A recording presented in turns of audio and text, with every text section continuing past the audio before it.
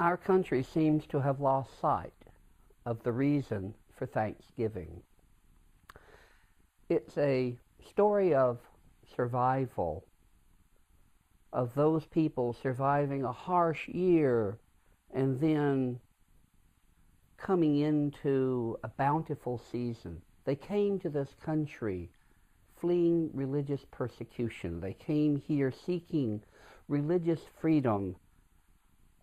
They found a wonderful location. They made friends with the native peoples who were there living on the land when they arrived.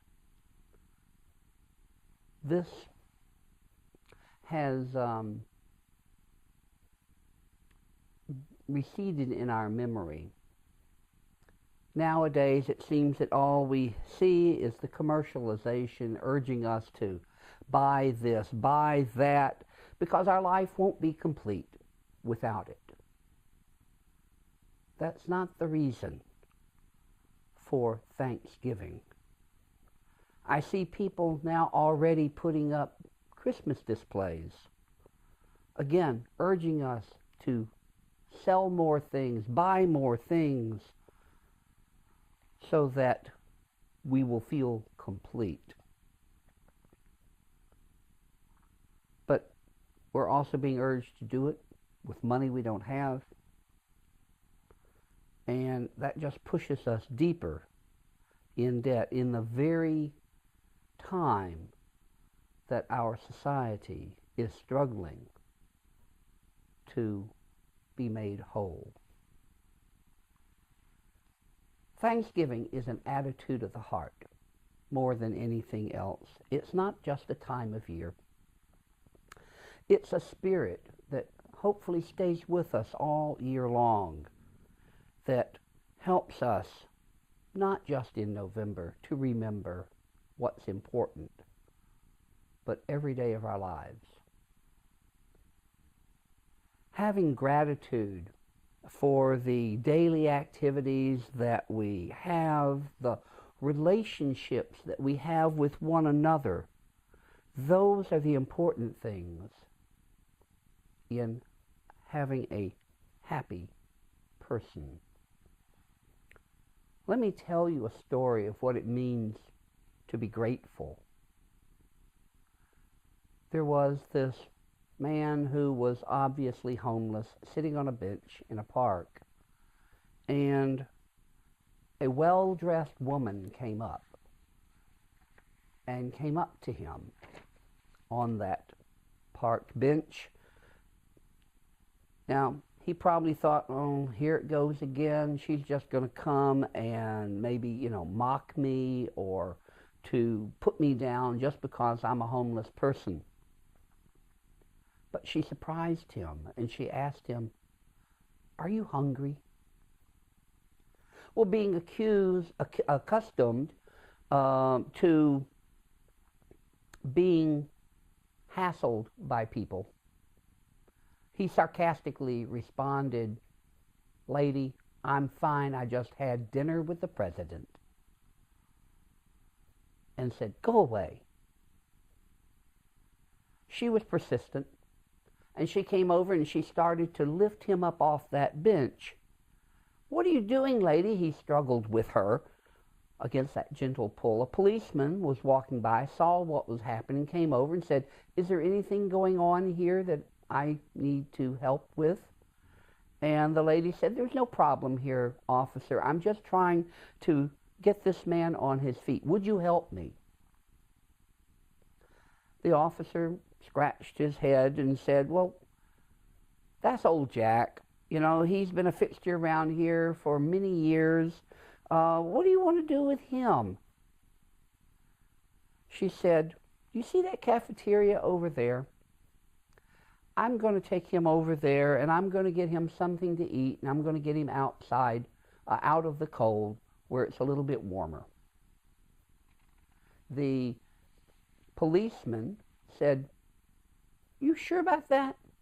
And the homeless man said, "You crazy lady? I don't want to go in there."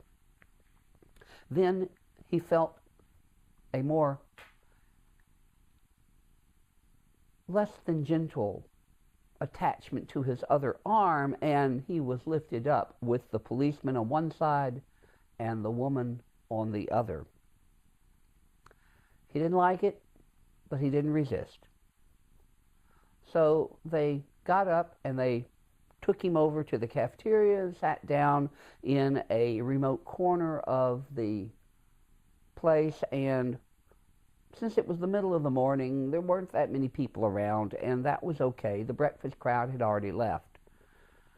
The manager came over, and he wanted to know what was going on here. You know, what are you doing here? And he was reactive to what the lady said, that she was going to feed that guy. He said, "Not in here. That's not good for customers. That's not good for business."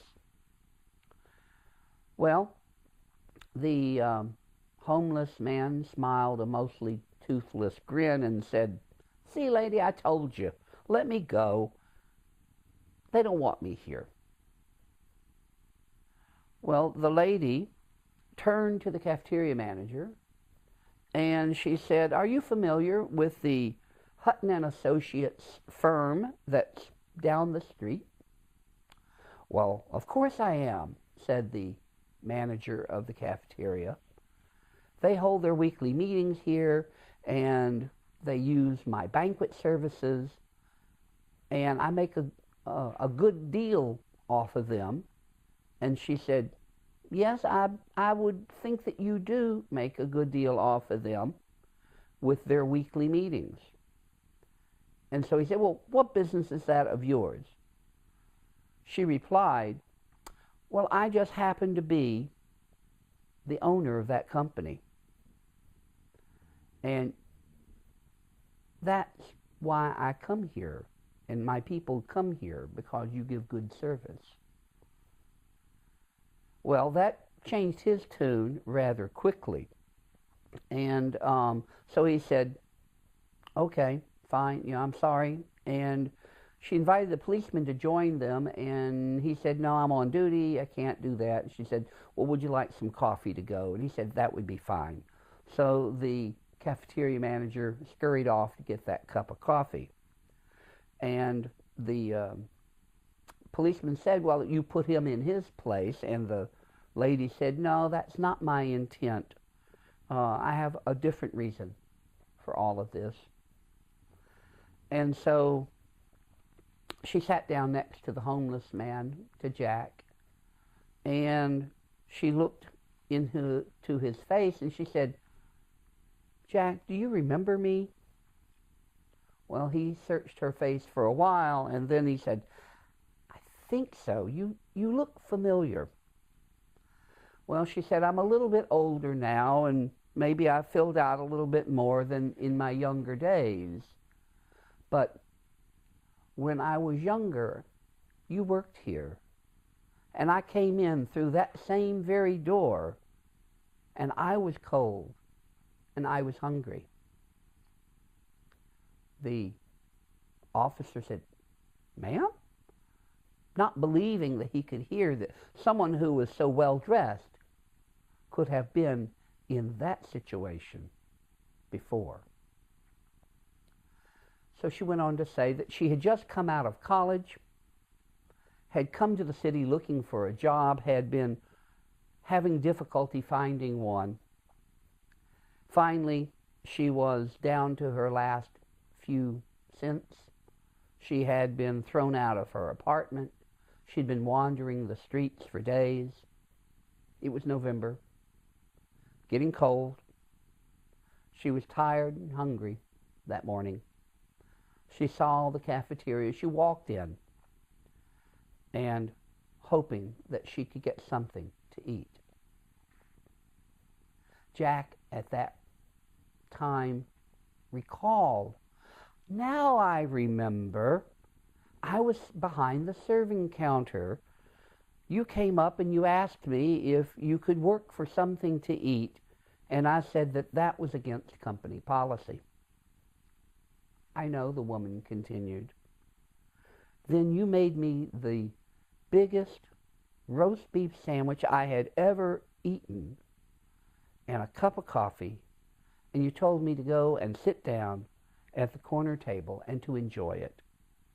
Now, I was afraid that I would get you in trouble, but when I looked over and I saw that you were putting the money in the cash register, I knew that everything would be all right.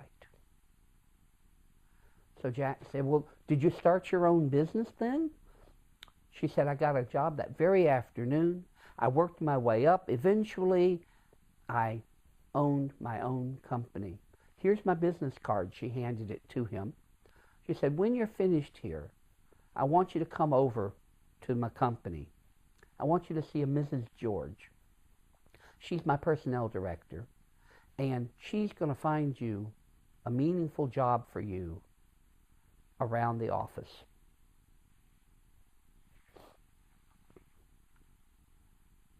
She continued to say, and I know that she'll be able to give you an advance on your first paycheck so that you can get some decent clothes and find a place to live and get back on your feet. And just know that my door will always be open to you for what you did for me.